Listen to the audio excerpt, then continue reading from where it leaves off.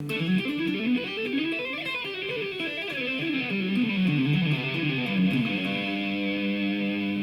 rockers, Michael here from Essential Guitar Lessons, and let's learn how to tap on guitar. This is part 3 of guitar tapping techniques.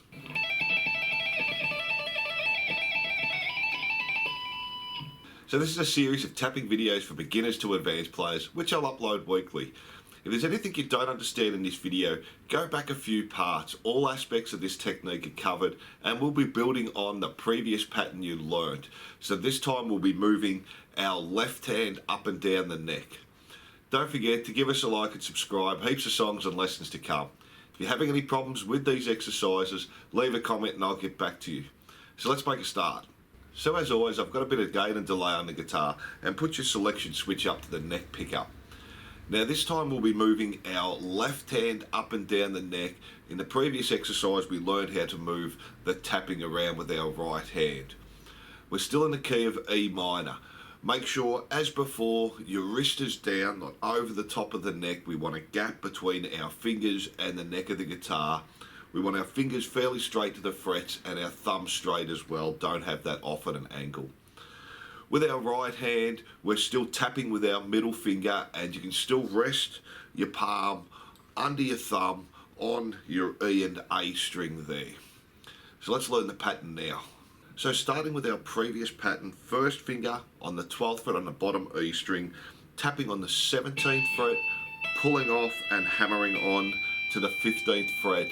And that's the first pattern we've used in part 1 and part 2, and we do that 4 times.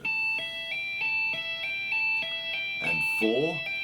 Now we tap again on the 17th fret, and when I do that, same as before, I lift my third finger off, but at the same time I move my first finger back to the 10th fret. So I'm doing all that while I'm doing the tap, or holding down the tap there. So tap on, pull off, hammer on, tap on, and moving my first finger back to the 10th fret. Then the pattern stays the same. I'm pulling off to the 10th fret. This time I'm hammering on to the 12th fret there. And then I do that 4 times, so the pattern stays the same. 17, tap, pull off to 10, hammer on 12. When I do the tap, that's when I lift my third finger off at the same time. So back to the 12 and 15, tapping on 17. 4 times there. When I do the tap, I slide back, pull off to 10, hammer on to 12. 4 times there. Now to get back, I do exactly the same thing. When I do the tap again on the 17th fret, I take my third finger off and slide my first finger back to the 12th fret, pull off to the 12th fret, hammer on the 15 again there, and then we're back to our first pattern. And 4 times on that one there. So let's do that slowly now. 4 times. When I do the tap, I'm coming back and back up again. So let's try that a little bit quicker.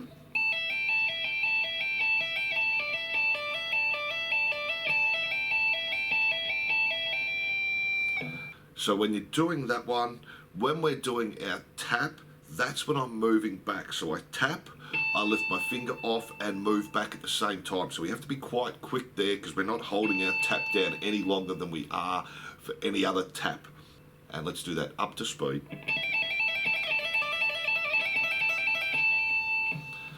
So not too hard, it's a little bit tricky when you first start. Don't lift your first finger up, just slide that backwards and forwards. So we can also come up the neck with our left hand there. So starting the pattern the same again, tap on 17, pull off to 12, hammer on 15, 4 times there.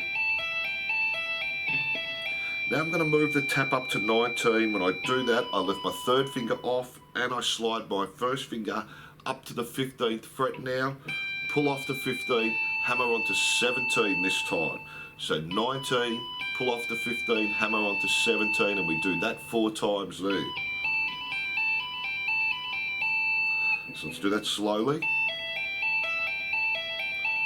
When I do the tap, slide up.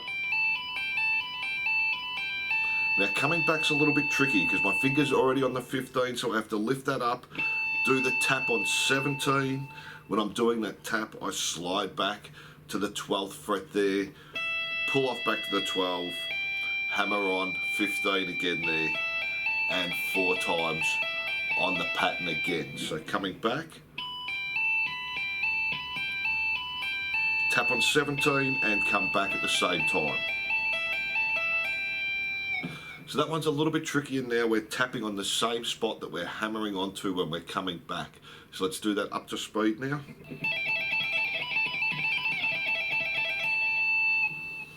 So that one now is a little bit harder. When you feel like you can do it with 4 on each, try it with 2 taps on each one. Or coming up the neck, we can do the same thing there, 2 taps on each. And then when you've got that, you can try it with 1 tap as well. Now when you're doing that, you can also try that on different strings as well. So we could do the same thing, say on our G string, tapping on 14, pulling off back to 9, hammering onto 12, and then we could come back to the 7 and the 9.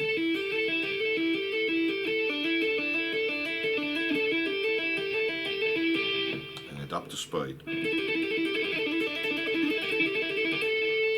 And try that the other way as well. Try it on different frets. It feels different as the frets get bigger or if they get smaller there. And remember to stop a bit of that string noise. You can also put your first finger just touching the string above the one you're tapping. Now once you've got those down, you can join them up now in any way possible. You could be using your tapping there, moving your right hand up. Then you could move it back again. Then you could move the tap once you've come back there, coming back up again.